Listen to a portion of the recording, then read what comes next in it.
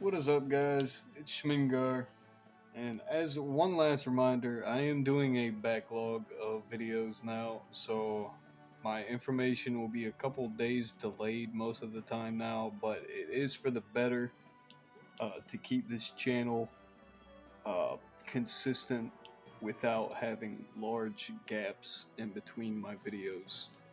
So, with that being said, we have prehistoric toads, frogs, and whatnot.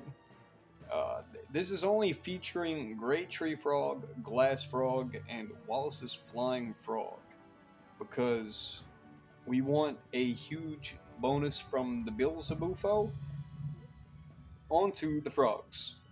So I think we have like what 10 ancient creatures? 1, 2, 3, 4, 5, 6, 7. Yes, we do have 10 ancient creatures, so that will be 30 onto our frogs. We have 3 frogs, so that'll be 90 coming from the Beelzebufu each time. And we will be holding the Great Tree Frog the entire time. And no, this is not a Great Dying deck. I do not like holding Great Dying and Great Tree Frog the whole time. I do enjoy having a hold card. I did experiment with a lot of different types, and I just don't think it's going to work that great this week. But I'm hoping that something like this will, it should be fun. It's mainly a paleo deck. It does has Mapusaurs, uh, Jurassic Coast, Dodo, and Yanoris, but it also has mainly ancient creature focus, such as Longisquama, which will buff our ancient creatures more as the game goes by. Um, Antarctic Rainforest, which will buff our ancient creatures if played on round 2 or 4. Beelzebufu will buff our ancient creatures by 9. Uh, Langstonia will buff our ancient creatures by 18. And yeah, that's about it. Then Yanoris will buff our Paleo cards by 18. Then we have Pangea to buff a random Paleo card, sometimes itself, and hopefully, ideally, the Great Tree Frog. We just want him to collect as many buffs as possible, so that'll be like 36 from Pangea. It'll be 30 from Beelzebufu, so that'll be 66 between the two cards there. Then Glass Frog and Wallace's Flying Frog, that together is 32, so that will be 98 total each cycle, I believe. Anymore? No more. So that'll be 98 every cycle, so that'd be, okay, let's say about roughly 100, so that'd be 300. He should have roughly 300, 350-ish power, somewhere around that range, uh, by the time we play him.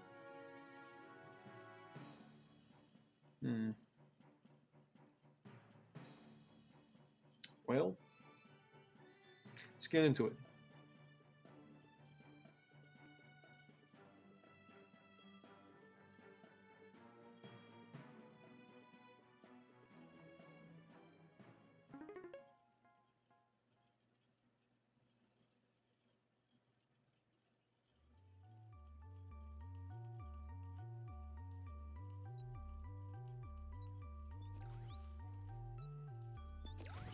Quick draw on the Beelzebufu. Want to play him immediately. We're going to hold off on the Arsenoetherium. I'm going to get these names one day. We're going to hold off on him. We want to try to get that return bonus onto the Great Tree Frog. That'd be another 49 on the cycle. That'd be pretty good. We're going to cycle him back to the first turn. We don't really want to hold it.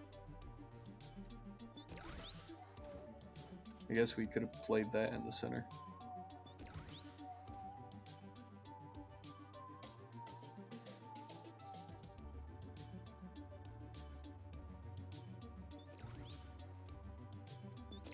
playing blood randomly. This is a little weird.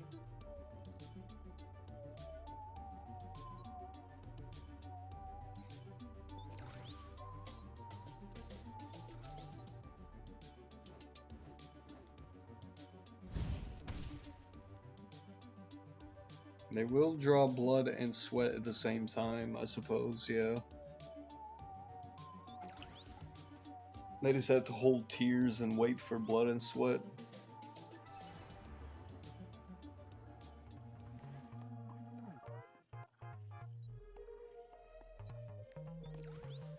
Good timing on that draw. So we will do this. We do have the tree frog. Let's hope this Arsenoitherium will buff the tree frog. Please do not lock my ancient creature. We did get the buff on the tree frog, and it did lock the tree frog. We are good to go.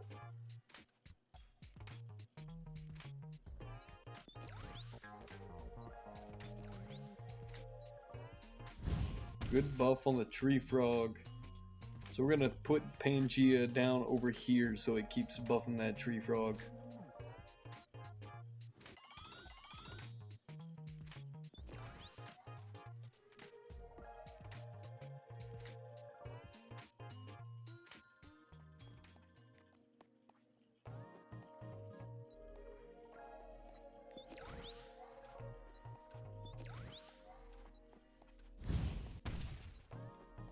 I really like Great Tree Frog. It's underrated. I mean, it's not amazing, of course, but it's definitely underrated in my opinion. Because it's removing 45 damage, 45 power from them every round, and it's not really too much, but that's not bad as a hold card. That's essentially the same as gaining 15 until played. I mean, it's not. It's actually a lot different. But for a basic rare amphibian, I think it's pretty good. There are a lot of amphibian until played buffs. I just have a hard time utilizing them.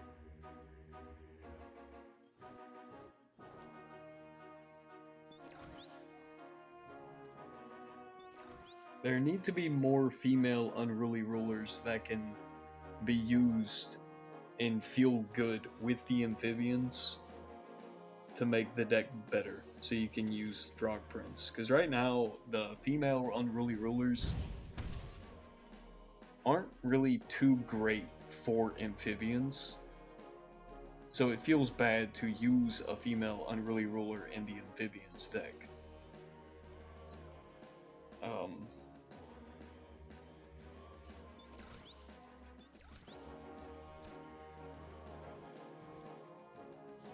Titicaca Water Frog, that's pretty good. It's kind of like Cyborg for frogs. It will, amphibians, it will buff your amphibians by 27 until played, if placed between two Oceans and Seas cards. The issue with that is there's only one card from Oceans and Seas that buffs amphibians, except for the card that buffs Mossy Frog or something like that, but you really don't want to use the Mossy Frog most of the time. And if you're using the Mossy Frog, then you want to play that Oceans and Seas cards with Mossy Frog, meaning you can't play the Titicaca Water Frog between two oceans. It's wonky. But the point here is Amphibians has some cool cards, but they are lacking. So it makes it difficult to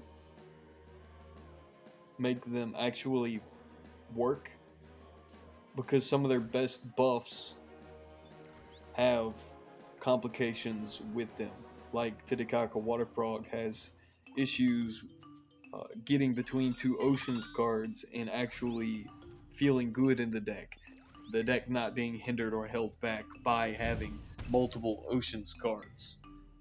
Um, like the best use you can have is Mud Skipper, uh, which will buff them by like 38 total.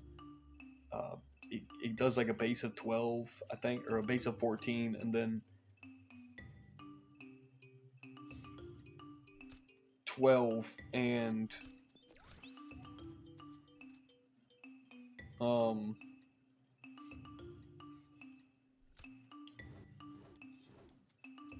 14 for each. What is it? It'll do a base of 14 on the return for your amphibians, and then 12 for each that you have glass frog and or axolotl. So a total of 38.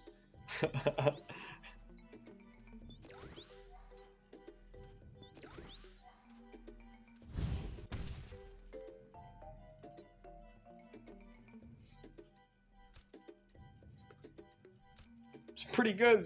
It's a fat frog. That's,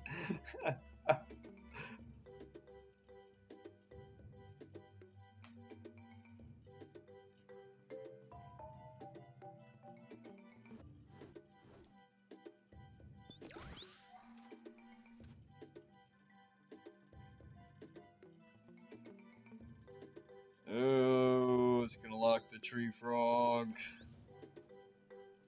Oh, it didn't. But do I want to? I don't know if I do.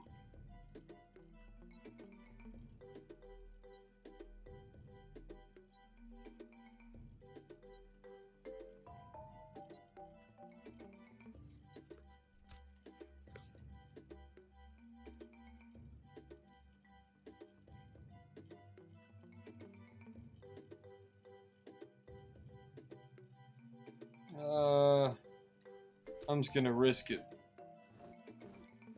There we go. Nice. Good game. I mean, that wasn't bad. That felt pretty good. It could be better.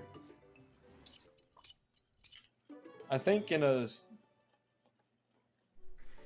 week with less energy, that could actually do pretty well. I think with high energy, it'll struggle. A lot of the decks struggle in high energy weeks, but you know, it's whatever. It is what it is. Climate change is doing pretty good. Climate change is like one buff card away from being very good, in my opinion. Just one buff card away. As long as it doesn't have any strong, weird conditioning like Nemo's Garden. Uh, one of those cards is enough, but if you get two of those, then you can't really use both of them. If you want to use a rainbow deck, it just gets weird. It gets weird at that point, and that's why stuff like Plundering Pirates is awkward, because there's so many different conditioning on the cards, so the buffs are counterproductive. Like, you can't put too many of them in the same deck, so the buffs are limited, which makes the deck weaker. I don't know, but I hope you enjoyed. I do like the Beelzebufu. I think that is a wonderful fat prehistoric ancient frog we got going here, and hopefully that means it's a foreshadowing of another frog. I do believe we are due for another amphibian card here soon. We last got one, I believe, in December, and before that, September, May. So there's like a couple months in between each of these amphibians. So I do believe we are due for another amphibian soon. So hopefully we'll get another frog that will pair nicely with Beelzebufu. Hope you all enjoyed, and have a good day.